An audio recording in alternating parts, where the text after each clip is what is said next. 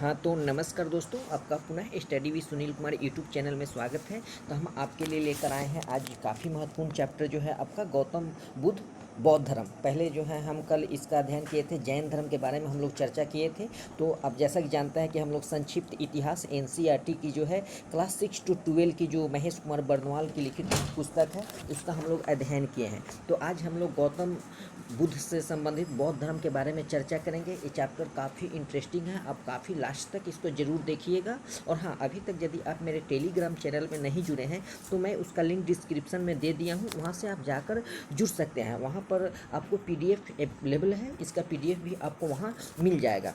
तो हम लोग कल जो है जैन धर्म का चर्चा किए थे। जैसा कि आप जानते हैं कि जैन धर्म के जो संस्थापक थे और पहला जो तीर्थकर थे ऋषभदेव थे, और जैन धर्म के जो 23वें तीर्थकर थे आपके पार्श्वनाथ थे, और जैन धर्म के जो 24वें तीर्थकर और अंतिम तीर्थकर महावीर स्वामी हुए थे। और महावीर स्वामी का जन्म जो था 540 ईसा पूर्व में हुआ था। तो हम लोग इसकी चर्चा कर चुके हैं। आज हम लोग गौतम बुद्ध के बारे में जानकारी प्राप्त करेंगे। तो जैसा कि आप जानते हैं कि गौतम बुद्ध और महावीर स्वामी ये जो थे गौतम बुद्ध महावीर के जो थे समकालीन थे।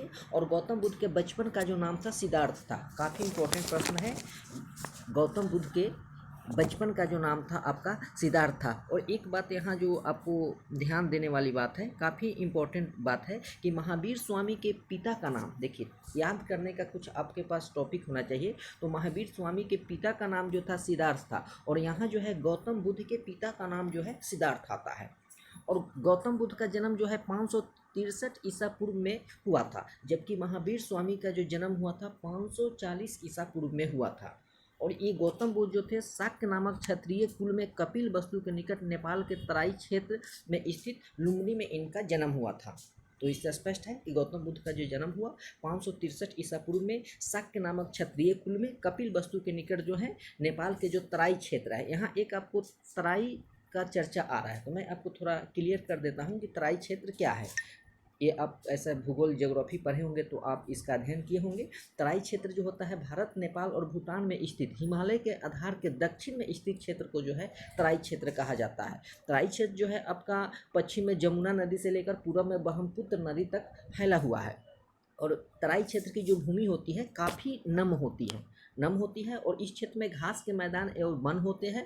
और तराई क्षेत्र के भूमि के जो अंदर की मिट्टी और बालू होती है वो एक के बाद एक परत होती है, उसका एक लेयर होता है। यहाँ पर जल स्तर बहुत ऊपर होता है। और इस क्षेत्र में जो तराई क्षेत्र है, जब मानसून का समय आता है तो अक्सर बाढ़ आने की समस्या आपको आती है। आप जैसा कि जानते हैं कि नेपाल के क्षेत्र में और बिहार वाले कुछ क्षेत्र होते हैं जो तराई क्षेत्र के अंतर्गत आते हैं, वहाँ प्राय हर साल प्रत्येक साल आपके मानसून में बाढ़ आ जाती है।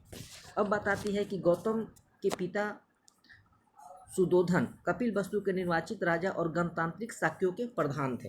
गौतम बुद्ध के जो पिता थे सुदोधन थे, और मैं आपको पहले बता चुका हूँ महावीर स्वामी के जो पिता थे उनका नाम जो था, जो गौतम बुद्ध के बचपन का नाम सिद्धार्थ था वही था। और इनकी माता, गौतम बुद्ध की माता का नाम जो था महामाया देवी था। ये महामाया देवी के बारे में भी प्रश्न अक्सर परीक्षा में पूछा जाता है। ये कौशल राज की कोलीय वंश की राजकुमारी थी। यहाँ कन्फ्यूजन थोड़ा हो जाता है जब पूछता है कि महावीर स्वामी की माता के बारे में भी चर्चा आता है। तो महावीर स्वामी की माता का नाम जो था त्रिशला था, और जो त्रिशला जो थी लिच्छवी राजा चेटक की बहन थी। लेकिन यहाँ गौतम बुद्ध की जो माता थी इनका नाम महामाया देवी था, और एक कौशल राज की कुलीय वंश की राजकुमारी थी। तो इसको आप कंसेप्ट को क्लियर जरूर कर लेंगे, इसको नोट भी कर लेंगे। और गौतम गोत्र में पैदा होने के कारण इन्हें गौतमी भी कहा जाता है। और कुछ यहाँ आप देख सकते हैं जैसा कि मैप में दिखाया गया है, कुछ प्रमुख जो है आपके बौद्ध स्थल जो काफ़ी इम्पोर्टेंट है। नेपाल के कपिल वस्तु में के बारे में भी आप जानते हैं। नेपाल का जो कपिल वस्तु है इसका संबंध जो है गौतम बुद्ध से है, क्योंकि यहीं पे इसी कपिल वस्तु के लुम्बिनी क्षेत्र में जो है गौतम बुद्ध का जो है जन्म 563 ईसा पूर्व में हुआ था। उसके बाद ये आपका कुशीनगर है, सारनाथ है, जहाँ ज्ञान प्रथम जो था उपदेश दिए थे। बोध गया आपके बिहार में बोध गया है, यहाँ गौतम बुद्ध को जो है ज्ञान की जो है प्राप्ति हुई थी। और उसके बाद जो आपका यही श्रावस्ती है और कुशीनगर है, ये काफ़ी इम्पोर्टेंट है, इसका आप लोग नोट जरूर कर लेंगे। हालांकि हम आगे चलकर लुम्बिनी का, कुशीनगर का और सारनाथ, बोध गया, श्रावस्ती का जो है चर्चा करेंगे। चलते हैं नेक्स्ट जो है, बुद्ध के जन्म के एक सप्ताह बाद ही इनकी माता जो महामाया देवी थी, माता की मृत्यु हो जाती है।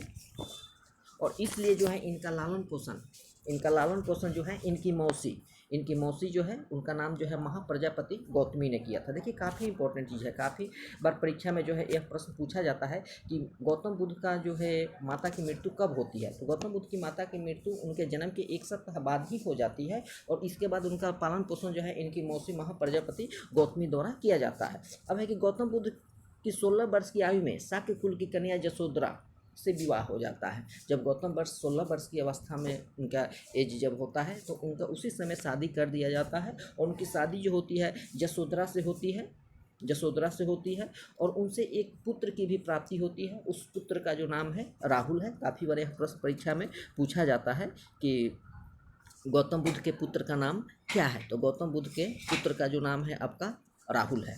और एक बात तो जैसा कि आप जानते हैं कि गौतम बुद्ध के बचपन का नाम जो था सिद्धार्थ था, उसी प्रकार मैं कल आपको बताया था कि महावीर स्वामी के जो था बचपन का नाम जो था वर्धमान था। चलते हैं आगे नेक्स्ट। जैसे कि आप देख सकते हैं बचपन से गौतम का बुद्ध आध्यात्मिक चिंतन की ओर था। गौतम बुद्ध बचपन से ही अध्यात्म की ओर ज़्यादा सोच विचार इनका था, तर्क वितर्क भी उसके बारे में करते थे। 29 वर्ष की अवस्था में आयु में बुद्ध घर से निकल पड़े। जब उनका एज 29 वर्ष हुआ तो उनके सांसारिक मोह माया से मुक्ति पाकर वो जो है घर से निकल पड़े और घर त्याग के उपरांत सिद्धार्थ अनुमा नदी के तट पर अपने सिर को मुड़वाकर भिक्षुओं को काशी वस्त्र प्रदान किया। देखिए काफ़ी इंपॉर्टेंट है। जैसे ही गौतम बुद्ध घर से निकलते हैं तो वे अनुमा नदी जाते हैं। अनुमा नदी के तट पर सबसे पहले जाते हैं, अपने सिर को मुड़वा लेते हैं। जैसा कि आप देखते हैं जो भी बौद्ध धर्म के पालन जो मानने वाले होते हैं अक्सर वे जो है अपने सिर को मुड़ाए रहते हैं। अब यहाँ कुछ फैक्ट है जो काफ़ी परीक्षा के दृष्टिकोण से इम्पोर्टेंट है, इसको आप जरूर नोट करेंगे और ज़रूर इसको केयर करेंगे। बौद्ध धर्म का वास्तविक संस्थापक जो था महात्मा बुद्ध था। हालांकि जैन धर्म का जो वास्तविक संस्थापक था वो ऋषभदेव थे और महावीर स्वामी जो थे 24वें तीर्थंकर थे। लेकिन यहाँ जो बौद्ध धर्म की उत्पत्ति होती है इसका संस्थापक ओनली फैक्ट जो है आपका ये महात्मा बुद्ध द्वारा ही होती है। पहले बौद्ध धर्म का कोई चर्चा नहीं था। जब गौतम बुद्ध आते हैं तभी इस बौद्ध धर्म की स्थापना करते हैं। तो महात्मा बुद्ध का जन्म 563 ईसा पूर्व में होता है। काफ़ी इंपॉर्टेंट प्रश्न है और बहुत समय पूछा जा चुका है, बीपीएससी में भी पूछा जा चुका है। और इन्हें एक बात और मैं आपको बता देता हूँ, गौतम बुद्ध को लाइट ऑफ एशिया के नाम से भी जाना जाता है, जिसे हम लोग कहते हैं एशिया का ज्योतिर्बुन। तो इनका जन्म जो है कपिलवस्तु लुम्बिनी में हुआ था। अब है कि लुम्बिनी वन कपिलवस्तु वर्तमान में जो है रुमिनदेई नेपाल में स्थित है। अभी वर्तमान में आपका नेपाल में स्थित है। इनके पिता जो थे सुयोधन थे, शाक्य के राज्य कुल कपिल वस्तु के जो थे शासक थे। इनकी माता जो थी महामाया देवी थी, कोलीय गणराज्य की थी, मैं आपको बता ही चुका हूँ। इनका बचपन का जो नाम था आपका सिद्धार्थ था और इनका जो गोत्र था गौतम था। और इनका पालन पोषण जो था इनकी बी माता मौसी जिनको कहा जाता है वो प्रजापति गौतमी ने किया था, क्योंकि इनकी मम्मी जो थी महामाया देवी की मृत्यु जो हुई थी इनके जन्म के 7वें दिन हो चुकी थी। उनका विवाह जो था 16 वर्ष की अवस्था में जसोदरा से हुआ था, जो कोलीय गणराज्य की राजकुमारी थी। और उनके एक पुत्र होता है, उस पुत्र का नाम जो है राहुल है। जब एक घर त्यागते हैं, जब एक गौतम बुद्ध गृह त्यागते हैं 29 वर्ष की अवस्था में, तो उसे महाभिनिष्क्रमण की संज्ञा दी जाती है। ये काफ़ी इंपॉर्टेंट है, इसको प्लीज़ आप लोग नोट कर लीजिएगा कि गौतम बुद्ध को गृह त्याग की घटना को जो है महाभिनिष्क्रमण के नाम से जाना जाता है। और इनका एक सारथी था जिसका नाम चन्ना था और इनका एक घोरक था जिनका नाम जो था कंथक था। और ध्यान गुरु प्रथम गुरु जो हुए, इनका प्रथम जो गुरु हुए अलार कलाम हुए। अलार कलाम को जो है प्रथम गुरु माना जाता है। और इनके ज्ञान की प्राप्ति जो है 35 वर्ष की आयु में बैसाख पूर्णिमा के दिन गौतम बुद्ध को ज्ञान की प्राप्ति होती है पीपल वृक्ष के नीचे बोध गया में। और इनका ज्ञान प्राप्ति, हालांकि जो ओरिजिनल पीपल का वृक्ष था उसको शशांक ने उसको कटवा भी दिया था। गया बोध गया बिहार निरंजना नदी के तट पर है। और इनका एक बट पीपल का वृक्ष, इसी वृक्ष के नीचे जो है ज्ञान की प्राप्ति हुई थी।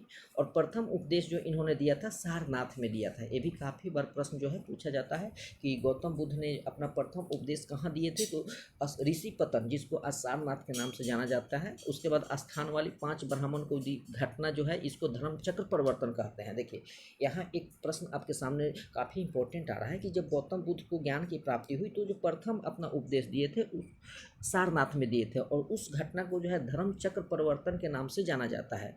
जिस प्रकार उनके घर त्यागने की घटना को जो है बौद्ध धर्म में महाभिनिष्क्रमण कहा जाता है, उसी प्रकार उनकी प्रथम उपदेश को धर्मचक्र प्रवर्तन के नाम से जाना जाता है।